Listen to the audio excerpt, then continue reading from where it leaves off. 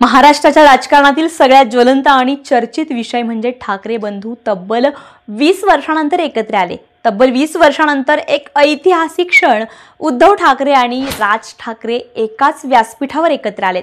महाराष्ट्राने राजकारणात क्षणभर श्वास रोखून धरला, पण प्रश्न असा पडतो, हे इतकं मोठं विभाजन का झालं आणि आता ते पुन्हा एकत्र येण्यामागचं खरं कारण काय?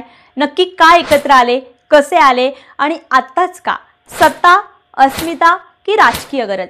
या सगळ्या गुंतागुंतीच्या गोष्टींचं विश्लेषण आपण या व्हिडिओच्या माध्यमातून पाहणार आहोत। नमस्कार, मी अश्विनी पुरी आणि तुम्ही पाहताय द अश्विनी स्पीक। राजकारण, समाज आणि संस्कृती यावर सडेतोड आणि सुगंधित विश्लेषण घेऊन येणारा एक प्रामाणिक व्यासपीठ। सन 1980च्या दशकात शिवसेनेचा उभारीचा काळ होता। मराठी माणसासाठी लढणारे बाळासाहेब ठाकरे हे एकमेव आवाज होते। उद्धव बाळासाहेब ठाकरे, बाळासाहेबांचा मुलगा, राज ठाकरे बाळासाहेबांचे पुतणे आणि दोघेही शिवसेनेचे भविष्य मानले जायचे। राज ठाकरे उत्साही तरुण नेता, बोलायला करारी, आक्रमक आणि एकदम बाळासाहेबांची हुबेहूब छाया, त्यामुळे त्यांना बाळासाहेबांचे खंदे वारसदार समजलं जायचं। आणि उद्धव ठाकरे हे थोडे सौम्य, मितभाषी, पक्ष संघटनेवर लक्ष देणारे पण रणनीतिकार। 2003 मध्ये बाळासाहेबांनी पक्षामध्ये उद्धव यांना पुढे केलं आणि उद्धव ठाकरे हे पक्षाचे कार्याध्यक्ष झाले।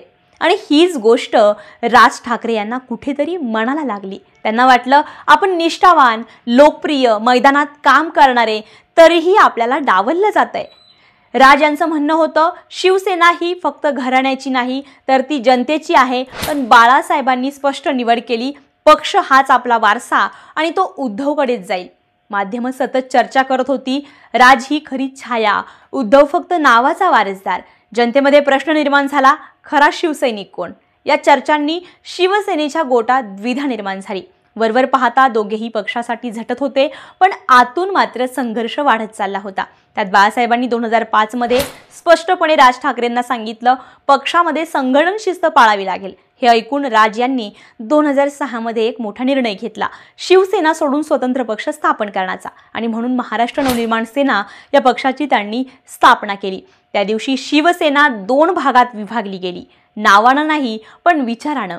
एकाच शिवतीर्थातून 2 वेगवेगळ्या वाटा सुरू झाल्या। एक वाट बाळासाहेबांच्या विचारांनी प्रेरित झालेली आणि दुसरी वाट म्हणजे मराठी माणसाचा अभिमान या घोषणेनं।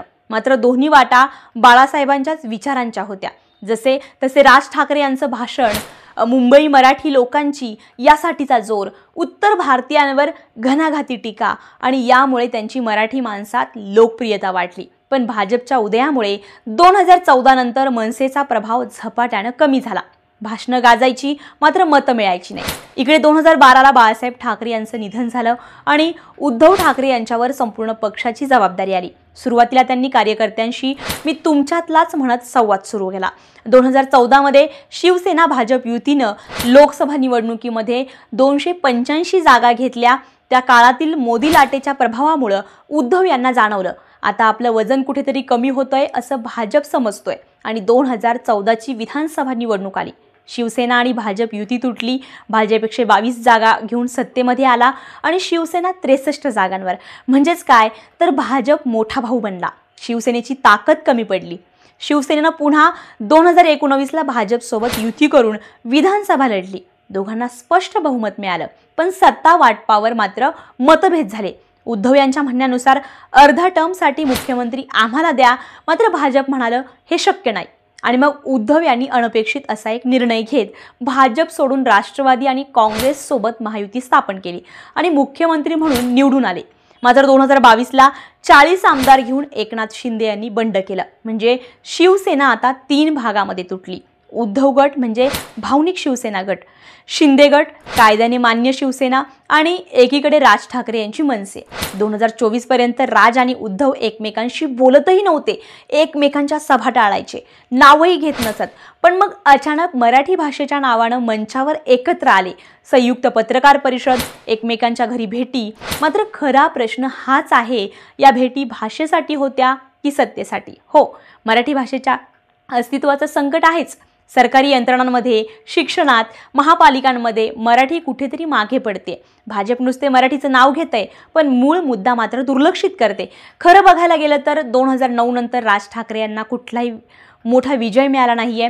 मनसे उतरत्या टप्प्यात आहे. उद्धव ठाकरे यांना 2019 मध्ये मुख्यमंत्री पद मिळालं, पण 2022ला मात्र पक्ष फुटून सत्ता गेली. तर हळूहळू पक्षामध्ये गळती सुरू झाली. आज दोघेही सत्ता गमावलेले आहेत. म्हणजे आज दोघेही शून्यावर आहेत आणि पुन्हा शून्यातून सुरुवात करताय. आणि सत्तेच्या रिंगणामध्ये परत यायचं असेल तर एकत्र येणं हाच एकमात्र पर्याय आहे. कारण भाजपचं वर्चस्व, संघटन आज प्रचंड मजबूत झालंय. ग्रामीण भाग, पालिकेत, शहरात आणि प्रचारात देखील. इकडे शिवसेनाही फुटली, मनसेही कोलमडली. त्यामुळे भाजपला थांबवायला आता कोणीही उरलं नाही. म्हणून मराठी अस्मितेचा ज्वलंत मुद्दा पुन्हा नव्यानं बाहेर काढत स्वतःला वाचवायचं आहे तर एकत्र येणं हाच राजकीय एक्झिट प्लॅन आहे. खरं तर राजकीय स्मरणशक्ती ही थोडीशी भावनिक असते.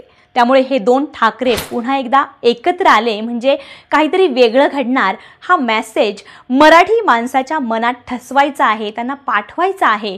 आणि त्यासाठीच एकत्र पत्रकार परिषद, एकमेकांच्या घरी चहापान, भाषेवर कार्यक्रम हे सगळं काही ठरवून घडवलं गेलंय. मात्र या सर्वातून राज आणि उद्धव ठाकरे यांचं एकत्र येणं हे ना फक्त भाषेसाठी आहे, ना पूर्ण सत्तेसाठी आहे, तर हे आहे राजकीय गरजेपोटी बनलेली युती, स्वतःचं अस्तित्व टिकवण्यासाठी आणि भाजपच्या वाढलेल्या प्रभावाला थोपवण्यासाठी. त्यामुळे भाषा हे निमित्त आहे, सत्ता हे उद्दिष्ट आहे आणि राजकीय गणित हे खरं कारण आहे. मात्र तुम्ही त्या सर्वात काय मानता हे ठरवायचं तुमचं काम आहे. मग तुम्हाला काय वाटतं, ठाकरे बंधू एकत्र येणं कुणासाठी? मराठीसाठी, सत्तेसाठी की स्वतःच्या राजकीय पुनरागमनासाठी? कमेंट बॉक्समध्ये नक्की कळवा. आणि असेच नवनवीन व्हिडिओ पाहण्यासाठी द अश्विनी स्पीक या चॅनलला लाईक करा, शेअर करा, सबस्क्राईब करायला विसरू नका. भेटूया पुढील नव्या व्हिडिओत. धन्यवाद.